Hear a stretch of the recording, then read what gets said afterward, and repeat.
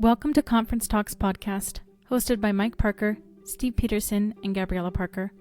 Join us as we explore and discuss key messages from the Church of Jesus Christ of Latter-day Saints General Conference Talks, inspiring listeners to strengthen their faith in Jesus Christ through heartfelt conversations, personal reflections, and practical applications. In this week's episode, we look at Gary E. Stevenson's talk from the 2025 October General Conference, titled, Blessed Are the Peacemakers. We are joined by our special guest, Talia Nilsson. This conversation centered around relationships being at the heart of peacemaking and peace building, and how peace really starts at an individual level. We really hope you enjoy this episode, and please like and follow us on Facebook and Instagram for more content. Welcome to the Conference Talk podcast. We're excited to have you join us today. Today we have a special guest, Talia Nilsson. Talia is my daughter, and we're thrilled to have her here. She's the second oldest of 11 children, which naturally, I think, led her into the peace building space. But we're talking about Elder Stevenson's talk today, Blessed Are the Peacemakers, but a little more about Talia. She graduated from BYU, Hawaii with a degree in peace building, cultural peace building. It's a beautiful program they have there. And she's married with one son, Kai, who we hope to see later in the podcast. We'll see if he sneaks in an appearance. And then she's currently studying religion and peace building and a few other things in the Netherlands. So they got to spend Christmas in Albania and are seeing Europe while they're there, which is really exciting for all of us to watch all their videos and see all their content, and wish we were there too. Talia, we're thrilled to have you here today, and welcome to the podcast. Thank you for having me. So this talk from Elder Stevenson is a beautiful talk. What do we know about Elder Stevenson, just off the top of our heads? Well, Elder Stevenson was called to the Quorum of the 12 Apostles back in 2005. He was the presiding bishop of the church before that, and he served his own mission in Japan and also spent quite a bit of time in Japan, including as a mission president as well. There, he's definitely seen a lot on that side of the world. Mm-hmm. That's so fun. I think he was also a businessman kind of in that space and did some business in different cultural spaces, which definitely gives a different perspective to peacemaking. You know, you have to use a lot of peacemaking, peace building principles as you're doing business deals and navigating different cultures. So I think that unique perspective brings a different approach to the aspect of peacemaking within the gospel. Sure. Well, he's married to Lisa Jean Higley, and they have 4 sons as well. So experienced peace building in the home too. 4 sons is great. Yeah. Well, this talk covers a lot of ground, Talia. Where would you like to start us off? Yeah, I think starting with the scripture the talk is based on about blessed are the peacemakers, for they shall be called the children of God, and just kind of talking about some thoughts that we have about the relation between peacemaking and the gospel and being part of the kingdom of God, I guess. Yeah, so what does that scripture mean to you? That's a great question. And it's something I've been thinking about a lot. I think kind of also taking a little bit of a stand back into my academic background with peace building. Peace has come to mean to me personally that it's all about relationships, peacemaking, peace building, about relationships with yourself. You know, I'm making peace with myself in my heart, with other people in your family, with your community, between groups of people, between faiths. I feel like it's all about relationships. And if you're a maker of peace, a peacemaker, you're trying to build those relationships or restore those relationships to what they were before. And I think the gospel is all about relationships. I think Jesus Christ and God want us to be connected. They want us to be sealed together in the temple and to have those relationships and to feel love.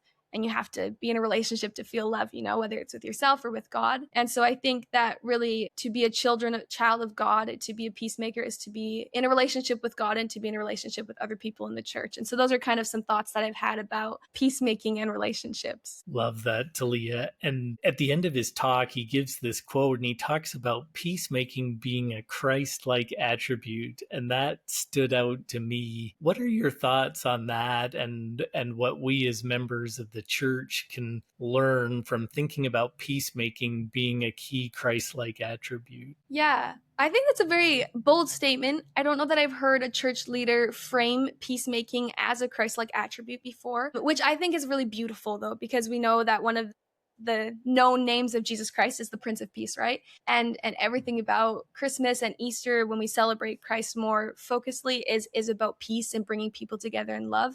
And so I think for members of the church, just like I was mentioning before, focusing on those relationships. I think peacemaking as a Christ-like attribute is a focus and investment of time in relationships with yourself, your relationships with God, relationships with your family, with your community, with your ancestors. You can see it in so many different ways. But I think that really the gospel is about relationships. And so as a Christ-like attribute, Christ focused on the one. He focused on, each of us individually, and then each of us collectively, nations, groups of people. But I think as a Christ-like attribute, it kind of just reminds us what Christ's focus was on earth, and reminds us as a church that our efforts need to be more proactive towards building and nurturing those relationships, and not just like passive as a part of the relationship. Like, I'm in the body of Christ, the church, but kind of connotates a proactive measure towards building and maintaining relationships with the people and communities around you. Yeah, this is really important, and I'm glad you're emphasizing relationships. Like, would it be fair to say, is it more episode focused? Like, if we weren't thinking about relationships, if we were thinking about it without that understanding, would we be kind of stuck focusing on, I have conflict in this, someone stealing my toy or breathing my air, as Elder Bednar said, or whatever the situation is? Like, is it more situational, I guess, than relational? Or what's the opposite, or what's the mistake we sometimes make by not thinking of it as relational, where we get stuck thinking of it in a different way? Yeah. I think when you think about conflict, like as you study conflict in an academic space or in a spiritual space, whatever, it kind of comes with this inability to see from the same point of view, right? And a conflict, when you think about the word, for instance, to reconcile means to restore the relationship to what it was before. So we were just studying this in our classes. And so to not be reconciled is to kind of have a break in that relationship. And so I think kind of the opposite of peacemaking would be to, not see eye to eye, to disconnect yourself from people or a space, and also connotates a little bit of a narrow-minded focus on yourself, and not realizing the relationships you are in with other people. Because if you realize that you and everyone around you are in some sort of relationship, what you do impacts them, what they do impacts you, then you want to treat them in a space of love. You want to treat them in a space that is full of collaboration and teamwork and growth and excitement for new ideas, because what they do impacts you and helps you. Martin Luther King Jr. had a quote that talks about, we are all interconnected. If we realize the fact that we're all interconnected as a humankind, then we have so much more power to do good. And so I think the opposite of that peacemaking is not remembering that you're in a relationship, but that what you do affects them and what they do affects you.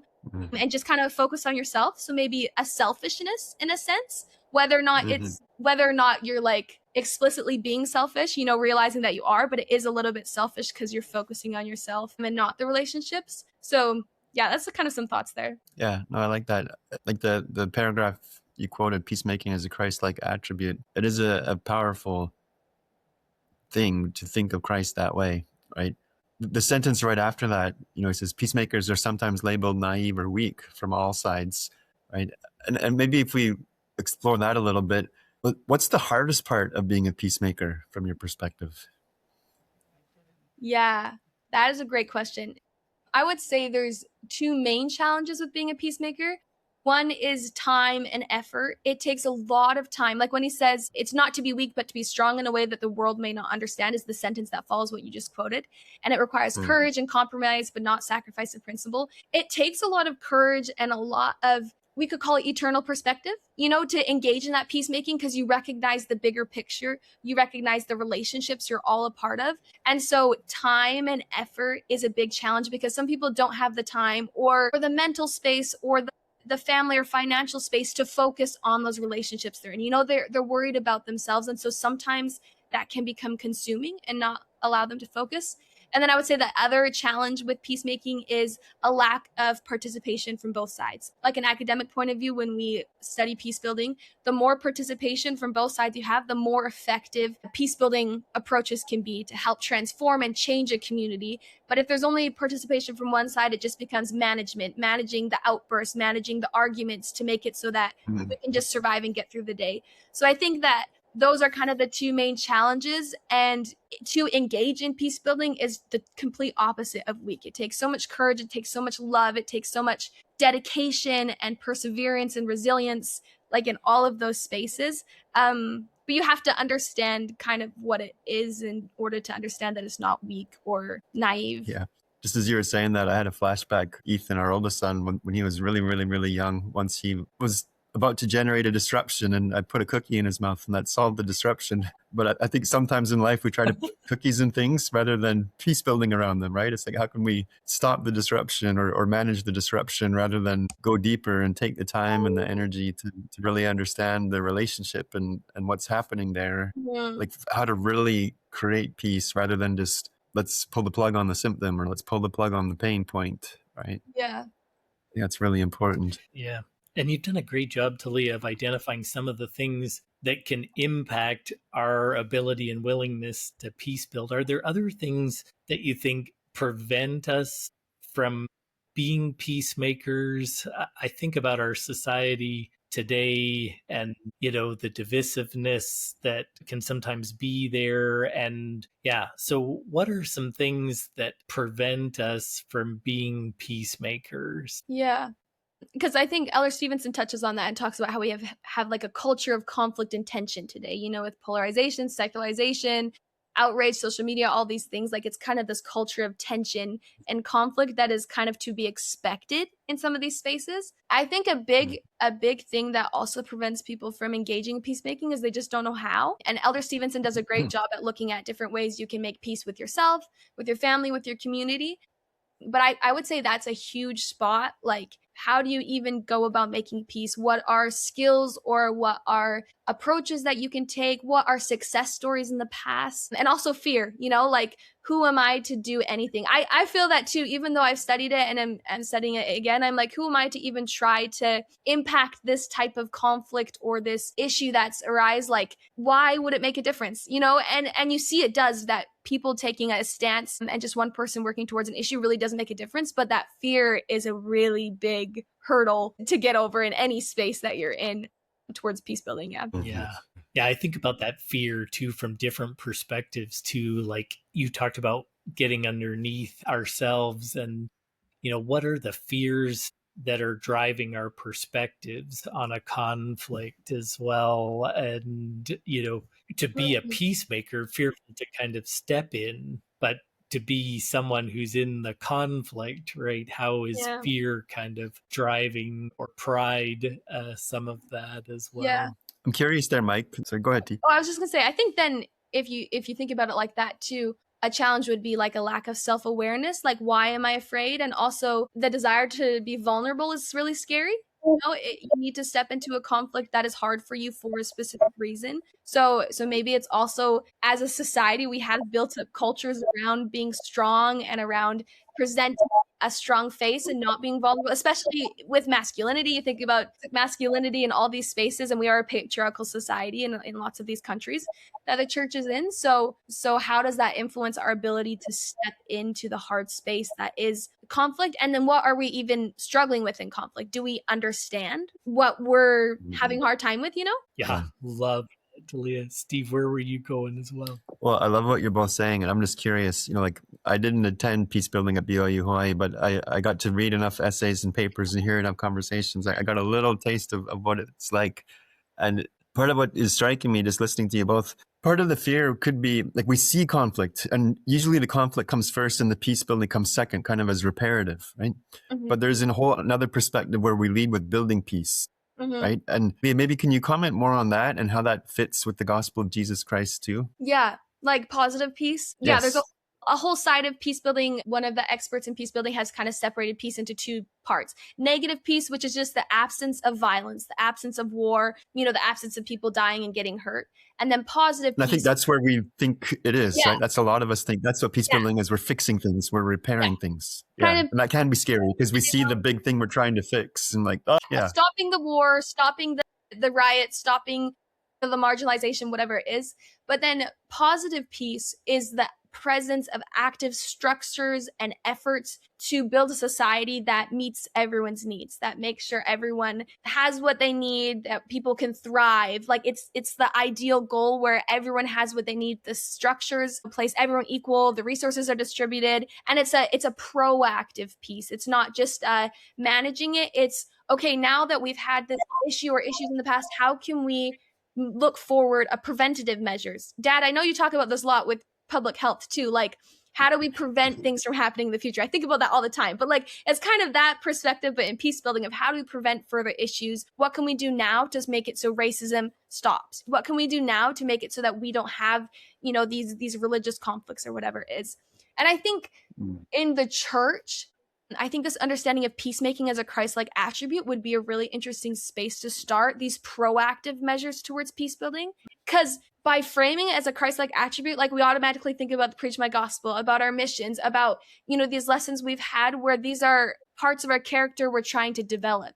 And so if you frame peacemaking as a Christ-like attribute, it becomes a priority for members and shows them that it's not something that I'm just gonna peacemaking when someone is angry at me, I'll just try. It's becomes something I proactively work towards. I study about it.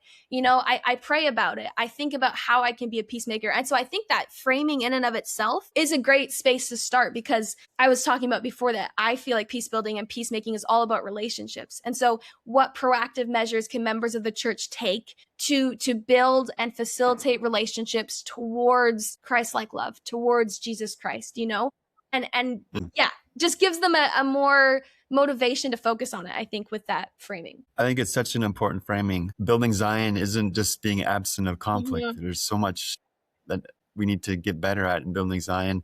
I love the simple analogy, like if I think of a garden, I can pull the weeds, but I need to plant flowers too, or I need to plant fruit trees. Right? It's not just enough to pull the weeds. That's probably the one thing I can remember from all of the peace building conversations I participated in. But I think that's a good bridge into like the tangible, how do we do it, right? Like, how do we really do it? But go ahead, Mike. Sorry. Yeah, I was just going to add that, a lot of us are conflict avoidant. That would probably be our, the most common tendency towards conflict. Yeah.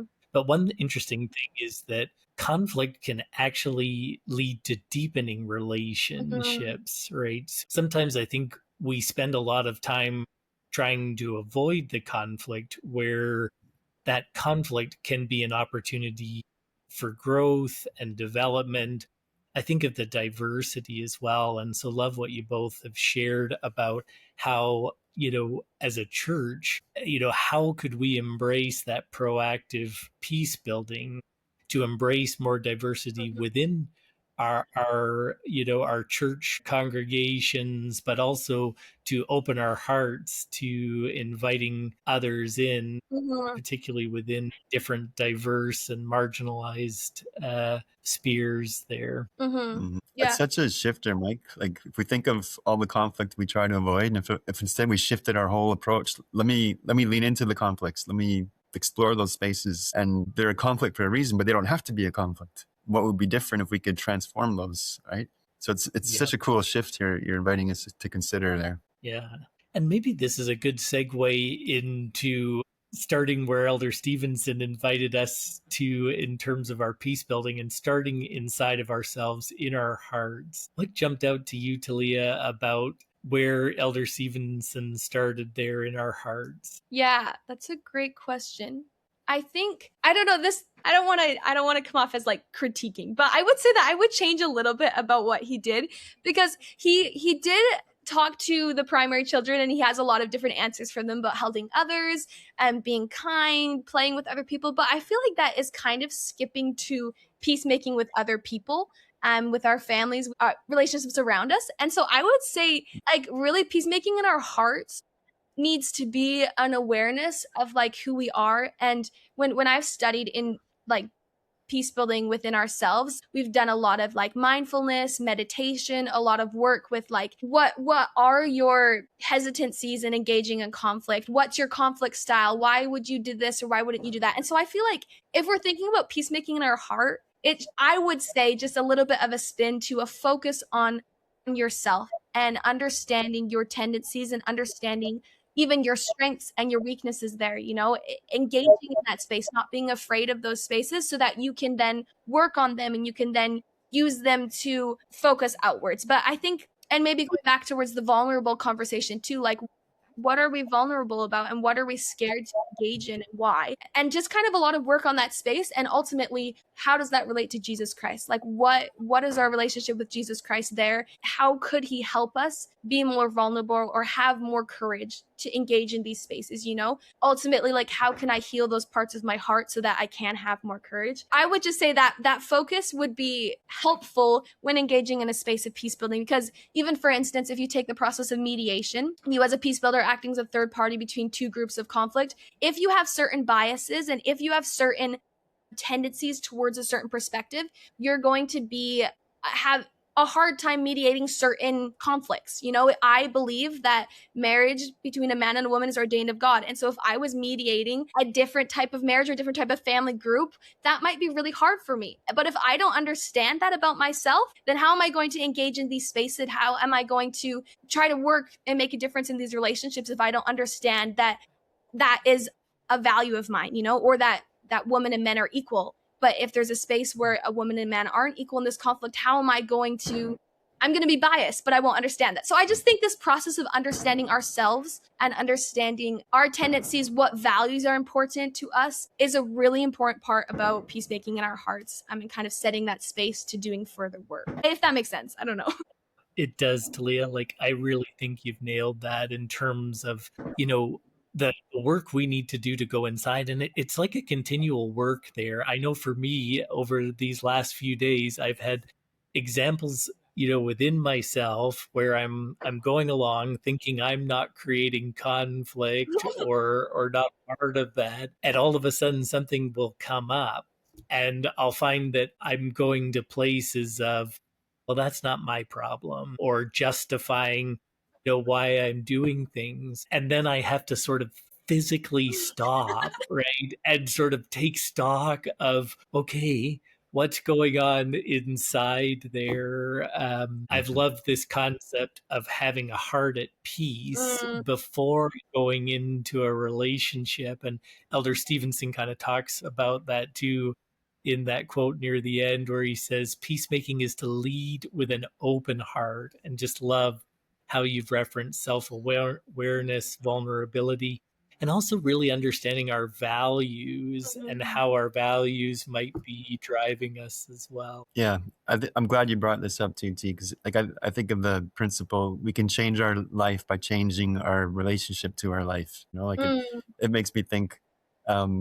We were living in Hawaii recently, and there came a point where my 13-year-old son was bored on the couch, and I'm like, son, you're in Hawaii, go to the beach. And he's like, I'm bored. I'm like, dude, right? But it's kind of the thing, two people can be in the same place and have a very different experience based on their relationship to it. It's kind of like Elder Nelson's teaching, happiness is 90% what's happening inside of us, right? And very little to do with our external situation. And we think of it that way, our lens through which we experience the world, going back to even some of the things President Monson taught and Elder Chiron and others, and how we can be Christ-like in choosing the best possible lens, like you said, in those situations where we have a tendency to judge or to disconnect or other things, like we can create a beautiful experience inside of us, regardless of what's happening outside of us. Yeah. And that kind of becomes the challenge. And going back to Elder Stevenson's comment, peace building isn't naive or weak. Like, if you've ever worked on yourself, that's the hardest work there is. Yeah. Right? It's the hardest work there is. And this is where peace building starts, like you said. Yeah. Yeah. I think it goes back to our fear too, that it can be a fearful perspective to sort of look inside of ourselves and challenge what might be going on there. Yeah. And I think too, like, I referenced this quote, but the quote from Martin Luther that I was talking about, it says, it really boils down to this, that all life is interrelated. We are all caught in an inescapable network of mutuality, tied into a single garment of destiny. Whatever affects one affects all indirectly. And so if you think about that we are connected like this relationship, if we all worked on ourselves and helped to resolve trauma or triggers or tendencies, wouldn't we just have a more peaceful world as a result?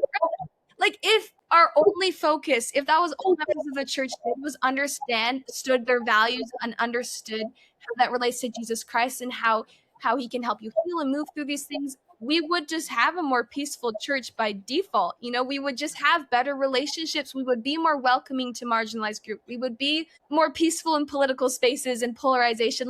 So I think that maybe sometimes we do overlook, at least in the academic space of peace building, overlook the power of peace in our hearts.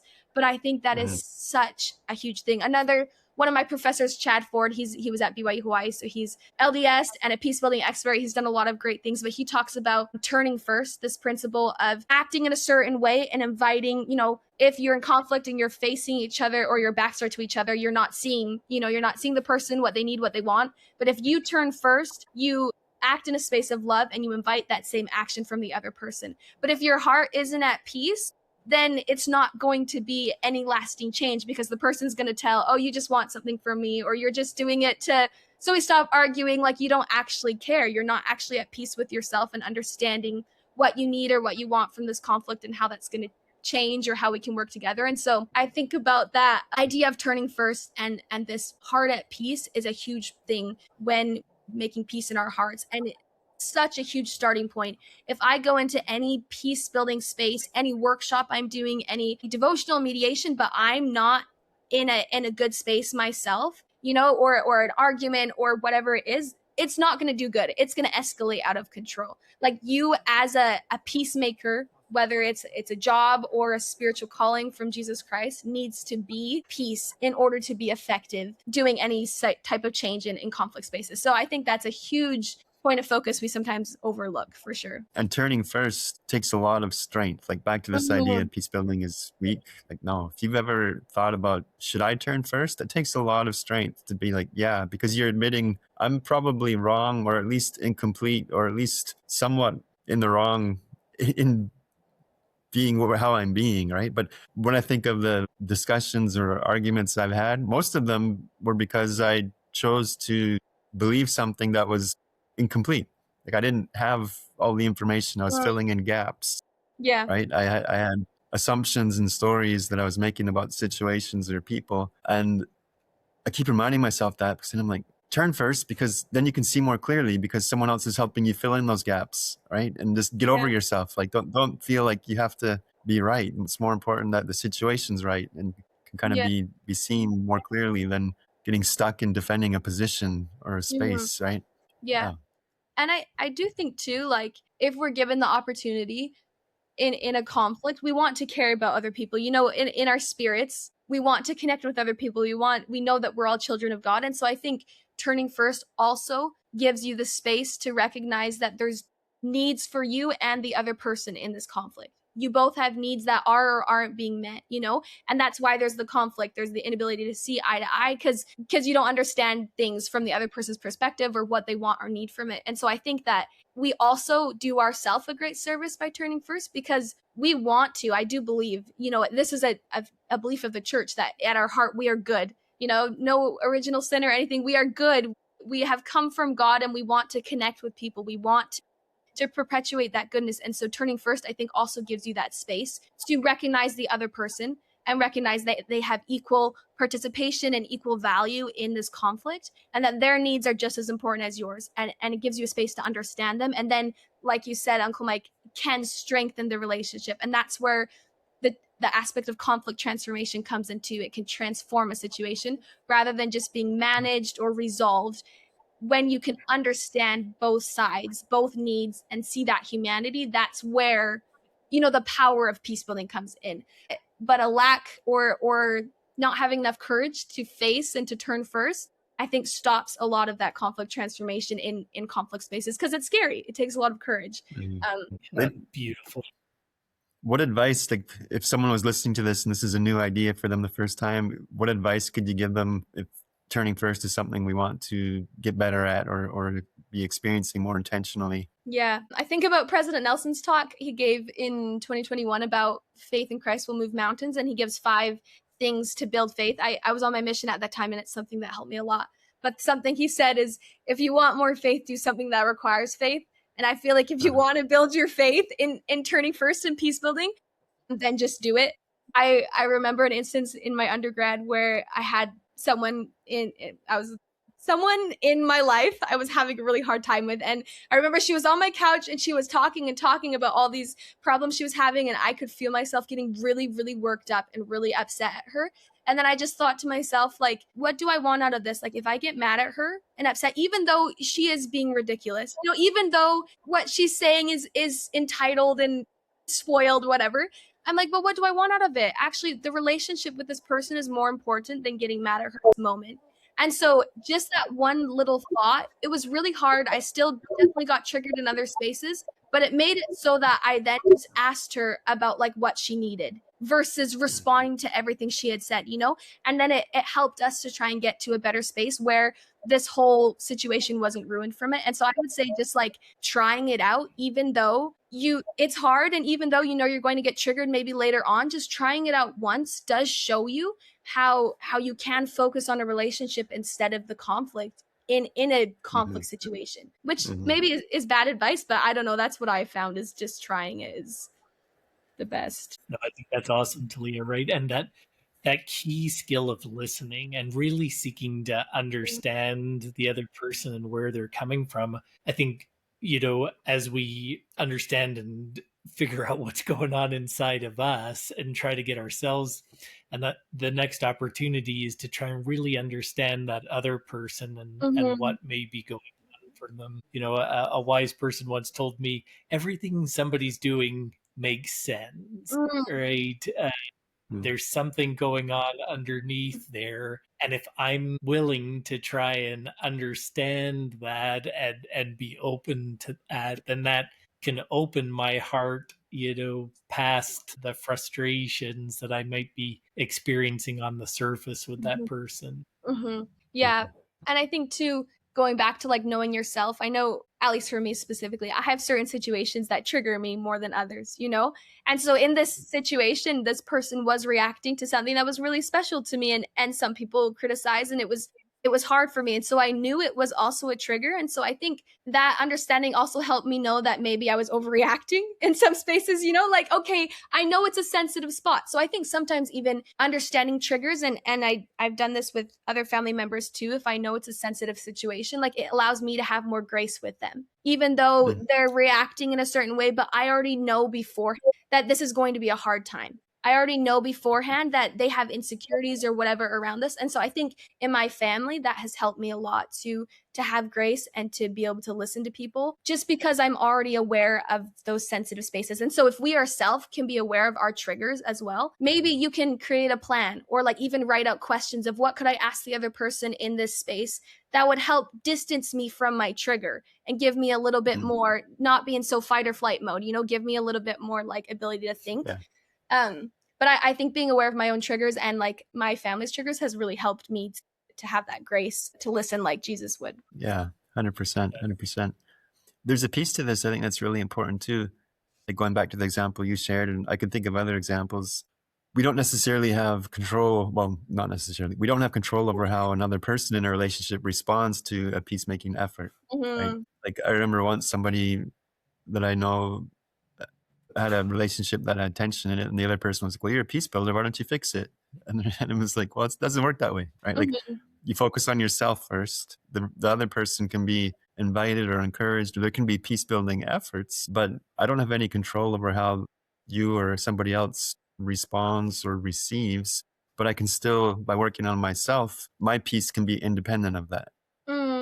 It doesn't depend on somebody else's choice to accept peace or choose peace or build peace. My own peace is strong enough and independent enough. It needs to be, right? Yeah. That I can be at peace even if someone else is not choosing peace. Yeah. And I think that's really the whole point of the gospel too, though, right? It's an individual gospel. It's an individual journey. It's not about how other people act on peace building or act on courage or Christ-like attributes. It's about how you do, That's the whole gospel focus, is on yourself, and then the relationship with your family. Exaltation is a family matter, but like salvation is individual. Like I don't know if I got that quote right, but you know what President Nelson says, like it's our own focus. It doesn't even really matter what they do. You can be a peacemaker without all of the conflicts in your life being resolved. You can still be a peacemaker and still have those actions of peace. It reminds me of, again, Chad Ford. He wrote a book, 70 times 7, and it talks about the risk of embrace. which it was just kind of this idea of turning first too, but like where if you go in for a hug, it's a vulnerable space. You're opening up your heart, you're opening up vulnerable spaces. You're even maybe engaging in that physical contact, but they might not hug you back. But it's still a changing, transforming process for yourself. And you see Christ invite people into that risk of embrace all the time throughout his ministry, you know, inviting them into the one, focusing on the marginalized, focusing on those who people have not looked at, and inviting them into that risk of embrace. But some people don't accept it. Some people are scared by it, and that's okay. I think that it still is a process that can change you specifically, and that's really what the gospel is about, is about your individual spirituality and relationship with Jesus Christ. So it shouldn't be tied to other people. Yeah, I think the great commandments, right? Love our neighbor as ourselves, right? And just inviting us to start from that place of self-love and self-understanding. And then there was another quote in scriptures I was reading in Mosiah where it said, esteem your neighbor as yourself. And thinking about, you know, how esteeming the respect and the understanding,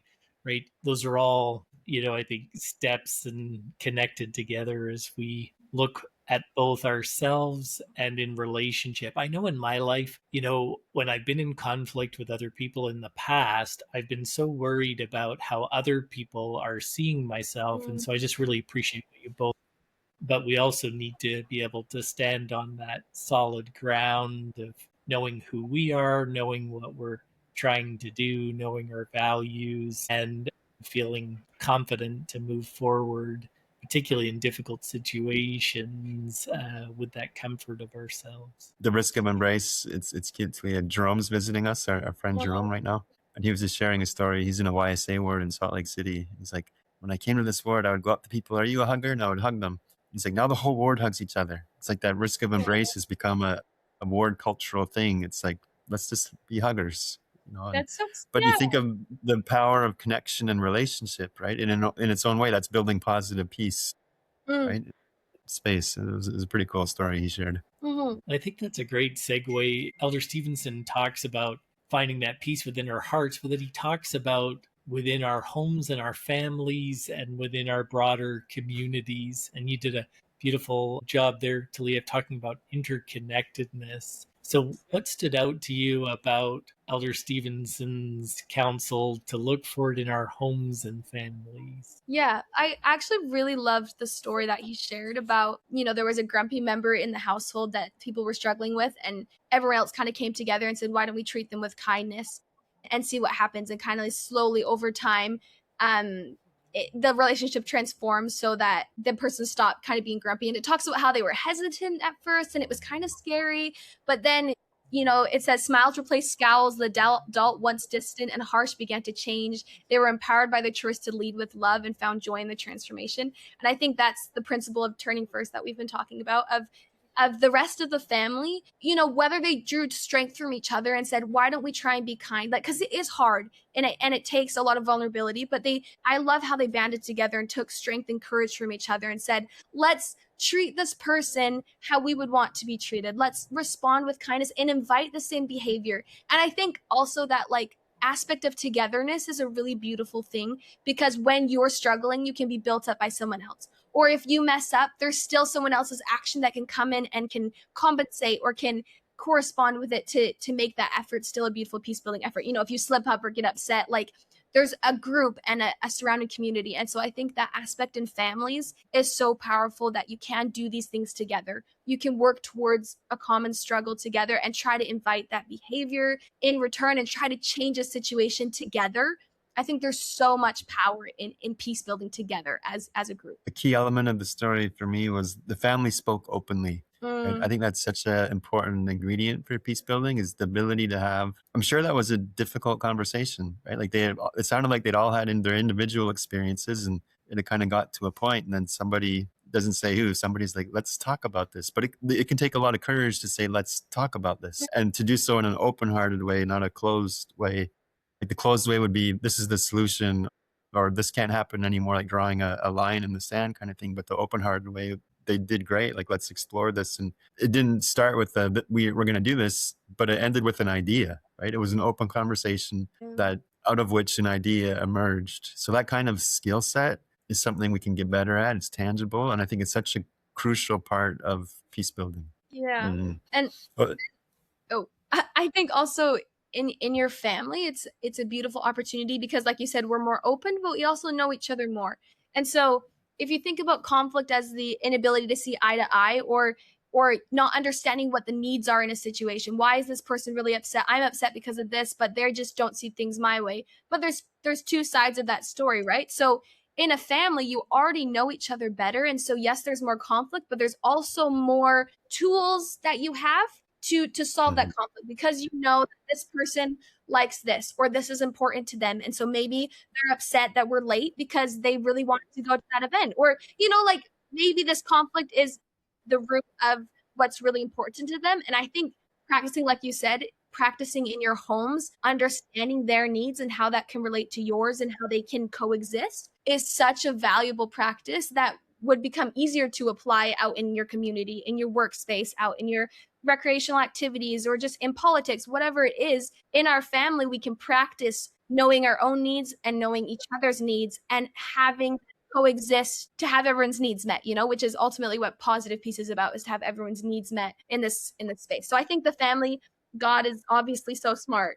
Like, he knows what he's doing and giving us a space to practice and to have those tools to already solve and transform those conflicts that we face sometimes every day, because we're not perfect. I think it's even more than having needs met. It's growing, right? It's that the people can grow and become, right? So there's a whole level beyond just having needs met.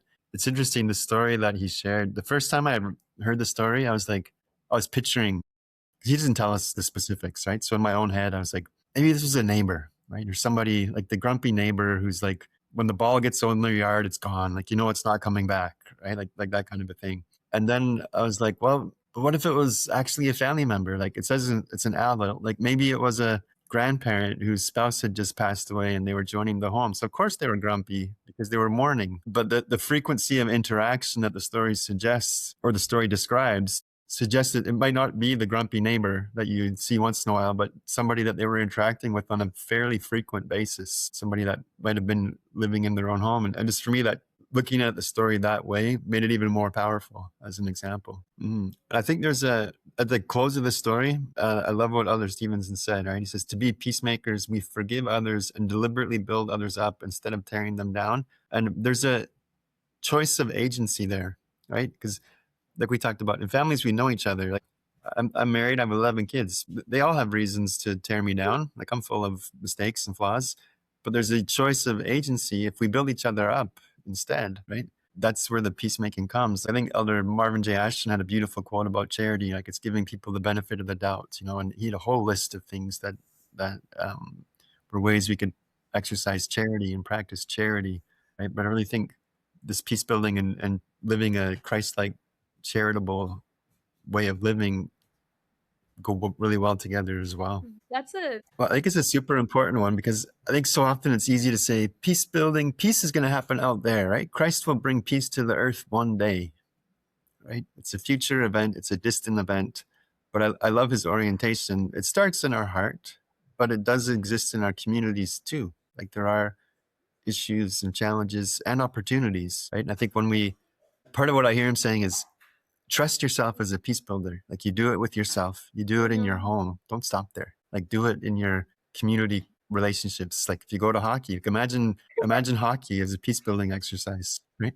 Like, I know when I watch sports on TV, I can tell when there's good sportsmanship versus not. And that's the type of peace building. And people appreciate that when there's good sportsmanship. And it doesn't mean you're weaker or less competitive, but you've chosen to approach the game in a peace building way, as opposed to a animosity, enemy, conquer at all costs kind of a way. Those are really simple examples, but there's obviously a lot more that could come up in the community context. What are your thoughts, Yeah, Talia? I think exactly kind of what you're building off of. Sometimes if we're practicing these skills in ourselves and then in our families, I think that similar to missionary work, those opportunities will come in your communities. I think if you think about peacemaking as a Christ-like attribute, it could in a way encompass maybe not all of the other Christ-like attributes, but a lot of them. It involves love, it involves courage, it involves faith, it involves this understanding of the gospel of Jesus Christ. And so if you're engaged in that space, these opportunities will come. And I also think that if you're aware of yourself, you know what conflicts in your community are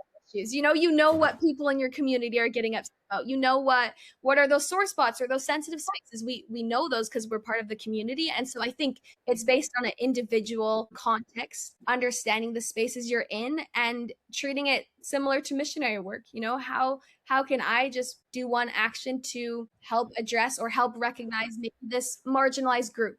Or maybe how can I help change one perspective or one judgmental thought that someone is saying about this person, or sports, like you were saying, Dad.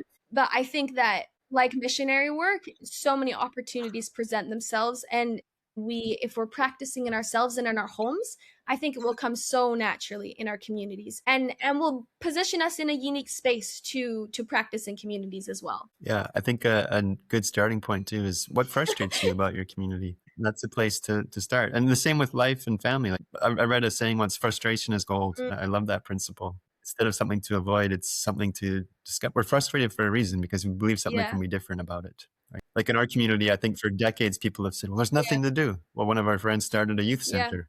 He did something about this frustration. Frustrations can lead us to places where we can help build peace and help do something positive in our communities. Yeah. Absolutely. And I think too, in that space, if you think about like what you and your family, what are your needs and what do you wish was there in the community? Because part of positive peace is making sure that people's needs are met. And I've learned, I'm still very young, but I've learned that when you have a problem with something, you're usually not the only one. When you're in a room and you're thinking something, you're usually not the only one having an issue or having that thought, right? But who has the courage to think about it, and like you were talking about, Dad, where our friends started that youth center because they wanted that space for their kids. And so I think about in the community I'm in right now, like I feel a lack of connection for moms. I feel a lack of ability to connect with people who are in my same stage of life within the church and without the church, and so what can I do about that? And it's not necessarily a huge conflict, but it's a need that's not met. And I think that sometimes in peacemaking, we also focus a lot on that negative piece. What's the conflict? But what actions can we do to be proactive and to meet the needs in our community? And I think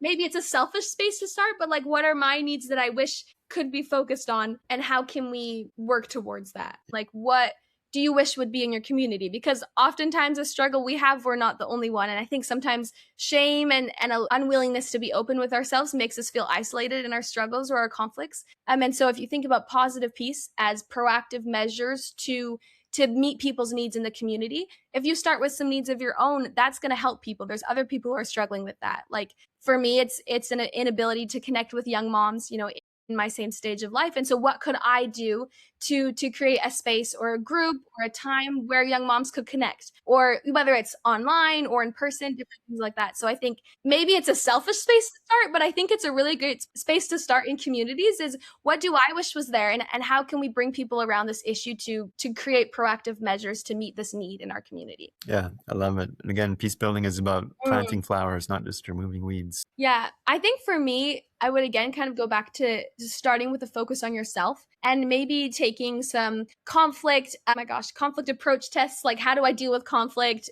Conflict style, that's what it's called. Conflict style tests. There's some online. And maybe a personality test, understanding what your strengths are, what your weaknesses are. I would think to myself, what are my triggers? What are common conflicts I have? What do I get upset about on the daily? If you're in a marriage, like for us, at least my marriage, there's 3 or 4 topics that come up consistently. And I don't see it as a bad thing because it's an opportunity to work on them. But I also know that obviously those are the important spaces in our marriage because it's what we continually discuss and talk about. And so I think I would really focus on myself and then on my family. And I think that focusing on those 2 things will provide a really natural segue into your community. And just setting like one goal in each space, I think could do so much to create a more peaceful world and especially finding peace with yourself. I don't know, I'm a big believer in that can change relationships and communities so quickly when we each have a greater peace with ourselves. Mike, I think for me, the concluding thought would be if peace building is a Christ-like attribute, Christ is also a master teacher. So if we look at peace and we look at our lives and where to focus our own personal 1-week plan or however we want to approach this, Christ is a master teacher. And I think he wants to teach us peace and is teaching us peace. And I think for me, the thought would be to be open to being surprised about where we might need peace. It might not be the obvious places, right? Christ might surprise us in what he shows us and teaches us about where peace building can really make a difference in our life. I really just love his statements in the last paragraph about peacemaking being a Christ-like attribute and how it takes courage and takes kind of this resilience. And it makes me think about enduring to the end, of how it really takes that, that resilience and that faith and that courage to endure to the end and to be a peacemaker. And so I think for me, this talk has been a reminder that peacemaking, because I focus on it in an academic space and in a workspace as well, but that it's such a spiritual opportunity to focus on those relationships with myself, with my Savior, with my family. And I really believe peacemaking is all about relationships. And so it's just brought it into perspective a bit more on how I can do that in a spiritual space and in myself to strengthen that relationship with Jesus Christ, because that's what the gospel is all about. So yeah, it's been a good perspective and a learning process. Thanks, Steve. Thank you. Thanks for joining us on Conference Talks. We hope today's discussion has inspired you to live the message of the gospel a little more each day. If you enjoyed this episode, be sure to subscribe and share it with a friend.